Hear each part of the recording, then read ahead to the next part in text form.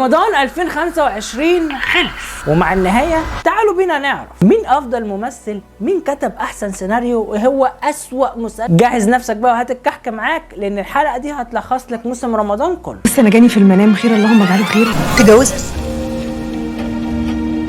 ليه يا حبيب اخوك؟ بس اللي بيتولد من غير اب وام ما بيبقاش عارف يجاوب على السؤال ده. يا سقف. ايوه طيب انت الاول. اي حاجه حضرتك تطلبها مني. نفسي مسكات يا فتحيه. ده انا هشيل طين ل10 سنين قدام. موسم نقدر نقول عليه انه متوسط، حاجات توب التوب وحاجات خيشت خالص. من حوالي 39 مسلسل وبرامج قد كده واعلانات كل 3 ثواني، ما اعتقدش هنخرج منهم ب10 حاجات على الاقل فاكرينهم، لكنه على الاقل ما كانش موسم سيء. يا ترى من وسط كل المسلسلات اللي اتعرضت مين هو افضل ممثل رئيسي؟ والمرشحين هم آسر ياسين، قدم دور روعه في قلبي ومفتاح ومختلف عن اغلب ادواره اللي عملها قبل كده. احمد السعداني، وازاي انك تعمل دور زوج خاين واب بيندم على ان هو ما عرفش يحمي ابنه. احمد غزي، واللي كان متألق في الحريفه 1 و2، السنه دي رجع لنا بمسلسل قهوه المحطه وقدم دور جميل جدا حتى دلوقتي. فتحي عبد الوهاب، واللي هو السهل الممتنع، ازاي تكره الناس فيك وتبقى عامل عظمه وكالعاده من غير ما تكون بتحزق ولا بتقعد تزعق زي سيد الناس. طه دسوقي واحمد مالك، الاثنين كانوا ابطال في ولاد الشمس، ما تقدرش ان انت تقول حد كان احسن من حد. وماجد المصري، البونبونايه والحاجه اللي كانت مخليانا عارفين نكمل مسلسل ايش بمزاج. من وسط كل دول انا شايف ان دول هم كانوا افضل ممثلين رئيسيين ابطال يعني في المسلسلات، وانا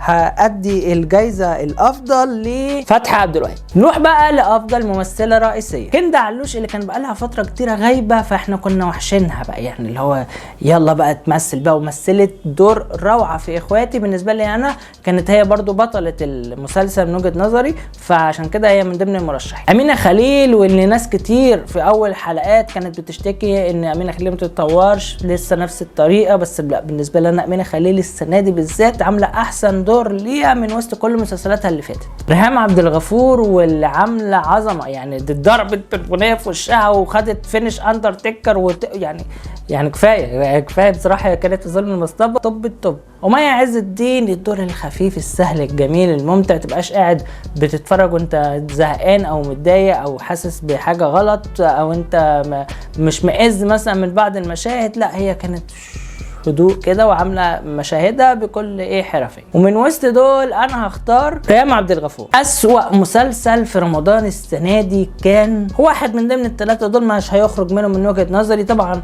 الاراء متفاوته، يعني انا ممكن اكون شايف المسلسل ده سيء، حد تاني يبقى شايفه حلو، فيا جماعه دي اراء، محدش يقدر ان هو يجزم ان ده هو الصح 100%. بس انا بالنسبه لي انا شايف ان الثلاثه دول كانوا الاسوأ السنه دي. سيد الناس، اللي من كتر ما هو كان سيء كانت الناس بتجيب مشاهد منه بيقعدوا يتريقوا على بعض الحاجات، سواء لعمرو سعد او لرنا الرئيس او لريم مصطفى.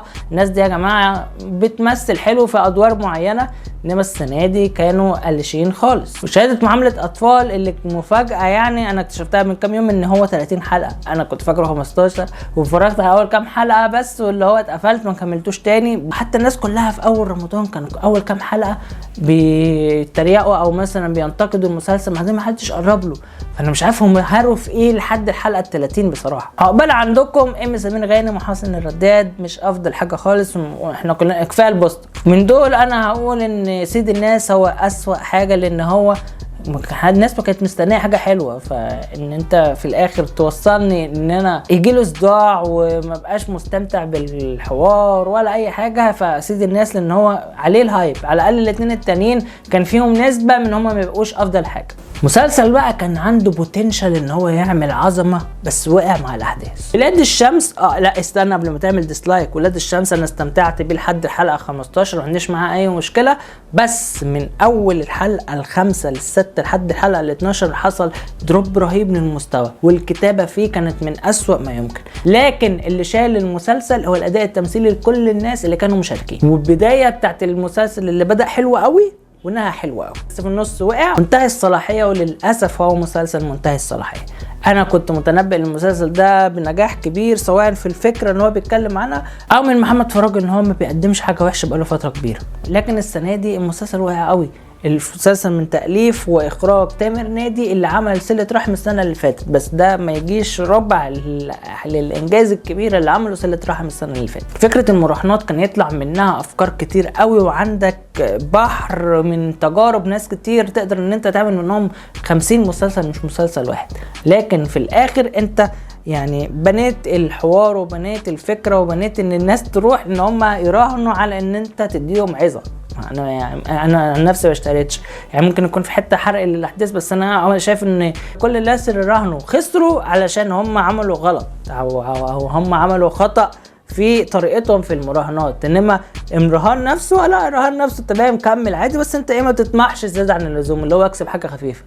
دي فكره ممكن تكون ناس كتيره فهمتها من المسلسل، مع ان المسلسل مش دي فكرته. المفروض ان هو يقول لك يا جماعه مراهنات غلط منذ البدايه، هي يعني اولا حرام، ثانيا هتضيعك، زيها مش عارف ايه، في حاجات كتيره او ممكن ان احنا ناخدها من الناحيه دي، بس هو ما مشيش في الناحيه دي وقلش جدا، خصوصا اخر كام حلقه النهايه ما كانتش افضل حاجه. ولو ان فيه بعض المشاهد اللي كان حلوه، خصوصا مثلا وقت ماتش جورجيا والبرتغال والمراهنه في الحوار ده كان حلو. المشاهد الاولانيه في المراهنات على الماتشات المحليه، اللاين ده كان بادئ كويس بس وقعوا كل ده في الاخر. نص الشعب اسمه محمد. انا شخصيا استمتعت بالمسلسل لحد الحلقه 15، بس انا ما كنتش بتفرج عليه كل يوم، كنت كل كام يوم كده اجمع الحلقات وابقى متفرج، فده يمكن يكون احد الاسباب ان خلونا نستمتع. لكن لو انا هتفرج على المسلسل ده كل يوم حلقه ضايق جدا، ان هو فيه احداث كتيره ادوها مره واثنين وثلاثه واربعه، وفي احداث كتيره ما استغلوهاش افضل الاستغلال. وبعدين في حاجات من جوه المسلسل انت مش عارف هل انت عامله عشان اضحك ولا انت عامله بجديه ولا انت عامله في يعني انت مبقاش عارف انت عايز تخرج من ايه من المسلسل ده. بس اوفر اول انا بحب عصام عمر وحابب التجربه دي، وراني يوسف وشيرين كانوا حلوين قوي، ميان السيد كانت كويسه في المسلسل ده، فتمام انا ما عنديش معاهم مشكله معاه. ولكن كل الناس اول ما شافوا المسلسل ده في بدايه الاعلان والبوستر وعصام عمر عمل المسلسل، ناس كانوا عندهم طموحات كتيره قوي على المسلسل ده، ولكن وقع.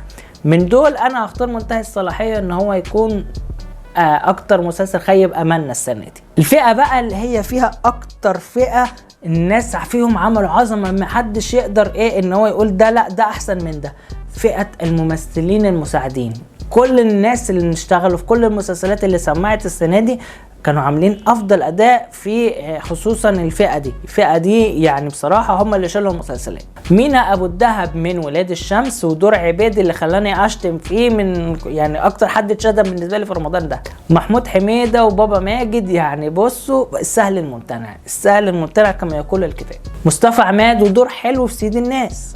دياب واللي كان شايل كده قلبي ومفتاحه كده على ايده وبيعرف ازاي يكرهك في اي شخصيه. حاتم صلاح ومفاجاه في رمضان السنه دي اللي هو كان حرفيا شايل لاين الكوميديا كلها في اخواتي، وكان مشاهده كلها انا مبقاش قادر مبطل ضحك. مصطفى غريب، بص بقى كلمه يعني مصطفى غريب هو كان البطل اللي معانا على مدار الموسم كله بتاع اشغال شقه. يعني لو انت شلت دور مصطفى غريب من اشغال شقه 2 انا متاكد ان المسلسل ده كان فاشل. محمد شاهين ويعني حاجه متعودين عليها ان هو ممثل شاطر ممثل رائع، كل سنه او كل مسلسل كان بيعمله كان بيطلع فيه اداء روعه، والسنه دي بقى تفوق على نفسه جدا. انا هسيب الاختيار ده ليكم، انا ما عنديش بصراحه حد اقدر افضله على حد في الفئه دي بالذات لان كلهم ابدعوا. افضل بقى ممثله مساعده، في برضو وجوه جديده ما كناش متوقعين ان هم يكونوا معانا، زي رحمه احمد اللي تالقت في 80 باكو، جيهان الشماشرجي اللي من الاخر هو المسلسل كان محكي من وجهه نظرها هي او من اللاين بتاعها هي، وهي كانت يعني كل مشاهدها انا كنت ببقى خلاص متنح من كتر الجمال والحلاوه اللي هي عاملاها. انتصار في ايشش كانت هي الافضل موازنه مع ماجد المصري. واخيرا يسرا اللوزي اللي هي من الاخر ما تتكلمش يا بنت، انت يا بنت اتكلمي، يبقى عندك 15 حلقه مستنيكي تتكلمي ومع ذلك انت خارج فاكر ادائها، فشابوه بصراحه ليها. ومن الفئه دي انا هختار يسرا اللوزي. افضل مخرج تامر محسن من قلبي ومفتاحه، محمد شاكر خضير من اخواتي، كريم الشناوي من لام شمسيه، ظلم المصطبه لحد دلوقتي انا مش متيقن اذا كان هو اللي اخرج كل الحلقات، بس هقول محمد علي. اخيرا خالد دياب اشغال شقه كده. يعني كلهم ابدعوا، كل واحد ليه اللاين بتاعه او كل واحد بيتكلم في فئه معينه مختلفه عن الفئه الثانيه، بس انا شايف ان كريم الشناوي هو قدم افضل صوره وافضل طريقه حكي حصلت في لام شمسيه. شابوه يا نجم كريم الشناوي. افضل قصه وسيناريو لام شمسية، ظلم المصطبة، قلبي ومفتاحه، ولاد الشمس واخواتي. ولاد الشمس واخواتي كانوا بادئين حلوة قوي كفكرة، ولكن في النص وقعوا شوية من حيث الاحداث والسيناريو والحوار، وفي احداث كانت غير منطقية، عشان كده دول ممكن ما يبقوش الافضل معانا من حيث السيناريو والقصة. ظلم المصطبة حصل له نفس الدروب بس ما كانش مضايقك، يعني ده دروب خفيف اللي هو منطقي ان احنا 15 حلقة، ففي بعض الحلقات مش هيبقوا افضل حاجة. أسوأ ممثل، وبالنسبة لي كالعادة أقول نفس التنويه بتاع كل مرة ان ده رأيي الشخصي. الناس دي ممكن يبقوا عاملين في نفس السنة دور في مسلسل حلو او دور في فيلم حلو، بس هنا يبقوا قالشين، فعادي بتحصل. فالناس دي ممكن ان هم يتطوروا او على الاقل يعتزلوا بقى وخلاص. حسن الرداد من عقبال عندكم، وما عنديش اي تعقيب ليه طبعا دخل. عصام السقا سواء في فهد البطل او ايش كان هو اكتر حد مضايقني من المسلسل. خالد مختار من 80 باكو، واظن انا اتكلمت عنه في الحلقه بتاعت المسلسلات، تقدر تشوفها من هنا. ومن دول انا هختار عصام السقا. اسوأ ممثله ياسمين صبري من مسلسل الاميره، اللي غالبا ما حدش شافه بس كفايه المشهد ده. ايمي سمير غانم اللي قلشت السنه دي في عقبال عندكم. رنا رئيس اللي ليها تيبه ادوار معينه هي تبقى حلوه فيه، وهي على فكره ممثله كويسه ويجي منها، ولكن للاسف السنه دي ما كانش افضل حاجه. عائشه بن احمد اللي برضو كانت متالقه في ادوار كتيره، من ابرز ادوارها مثلا في السهام المارقه، اللي هي بتعرف تعمل دراما حلوه قوي، بس في الكوميديا مش افضل حاجه، وخصوصا السنه دي في الغاوي ما كانتش راكبه على الدور. من دول انا هختار رنا رئيس. افضل اغنيه تتر ايش عايشه الدور، ولاد الشمس، الغاوي، وتقابل حبيب، ظلم المصطبة. انا هختار ولاد الشمس وبهاء سلطان واغنيه صاحبي يا صاحبي. اسوأ برنامج رامز إيلون مصر اللي هو ما فيهوش مقلب، ما فيهوش كوميديا، ما فيهوش اي حاجه، وبرودكاست لحسن عسيري اللي بيقلدوا فيه حلم بينهم، وانا بصراحه دايما متحيز لحلم بينهم، وهو للاسف السنه دي ما قدمش اي حاجه تشفع ليه. يعني هو ما فيش مثلا ابتكار على حلم بينهم، لا هو حلم بينهم نسخه بس 2025. عشان كده انا هقول ان ده اسوأ برنامج اتعمل السنه دي. افضل برنامج هيروح على طول طبعا لبرنامج قطايف لسامح حسين اللي نجح رغم ان هو ما اتعرضش اصلا في التلفزيون. واخيرا افضل مسلسل من وجهة نظري هقول المرشحين وهم دول: لام شمسية، ظلم المصطبة، قلبي مفتاحه، اخواتي، اشغال شقة جدا، وولاد الشمس. دول الست مسلسلات اللي انا استمتعت بيهم على مدار رمضان. في حاجات تانية انا ما شفتهاش زي مثلا نص وباقي كامل العدد، وحاجات تانية كتير لسه هشوفها بعد رمضان، بس دول انا استمتعت بيهم. اختيار بقى افضل مسلسل ده عليكم انتوا، اكتبوا لي في التعليقات ايه هو اكتر مسلسل عجبكم. انا اخترت المسلسلات اللي عجبتني، ولو في مسلسل انا مش حاطه قول لي عليه في الكومنتات. بس كده ده كل اللي عندي لحلقه النهارده، حلقه خفيفه كده بمناسبه نهايه رمضان. ولو عجبتكم الحلقه ما تنسوش تعملوا لايك وشير وسبسكرايب. استنونا بقى ان شاء الله في تغطيتنا لافلام العيد. وبس كده، سلام عليكم.